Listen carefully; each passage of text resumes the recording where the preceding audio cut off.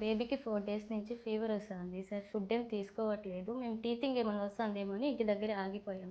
Hi, this is Ram Mohan, paediatric intensivist, SR hospital, Bhavan Nagar. Teeth వల్ల జనరల్గా fever, mild fever వస్తే రావచ్చు. హై గ్రేడ్ ఫీవర్స్ లైక్ 101 అలా వస్తున్నాయి అంటే ఖచ్చితంగా టీత్ వల్ల కాదు. మీరు దగ్గరలో ఉన్న డాక్టర్కి అయితే సంప్రదించాల్సిందే. సార్ మా బేబీకి 2 డేస్ నుంచి మోషన్స్ అవుతున్నది. అది టీతింగ్ వల్ల అనుకుంటా. ఓకే, టీత్ వల్ల డయేరియా అనేది అంటే లూజ్ మోషన్స్ అనేవి జనరల్గా రావు. అలా వస్తున్నాయంటే ఖచ్చితంగా ఇన్ఫెక్షన్ రిలేటెడ్. సో ఎక్కువ సార్లు అవుతున్నాయంటే ఖచ్చితంగా చూపించుకోవాల్సిందే మా డాక్టర్ దగ్గరికి వెళ్ళి. ఆన్లైన్లో జెల్స్ దొరుకుతున్నాయి కదా సార్, అవి వాడచ్చా సార్? అలాగే టీతర్స్ వాడచ్చా సార్? ఫైన్. జనరల్గా ఏంటంటే టీత్ వచ్చినప్పుడు గమ్ టైట్నింగ్ వల్ల చాలామంది పిల్లలు ఎక్కువ కొరకడం అనేది చేస్తూ ఉంటారు.